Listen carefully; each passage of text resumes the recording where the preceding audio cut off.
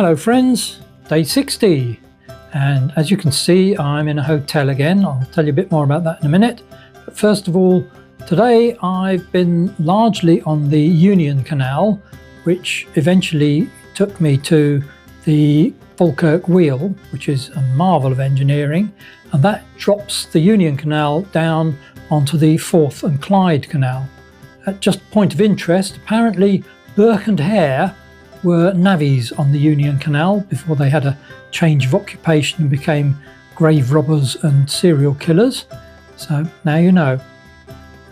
So why am I in a hotel? Well, my airbed is still giving me problems, and it's becoming a pain, literally, when I wake up in the night with no air in it. And really, an airbed that doesn't keep air in it isn't much of an airbed at all, more of a flat bed really. So I'm going to try and fix it again today.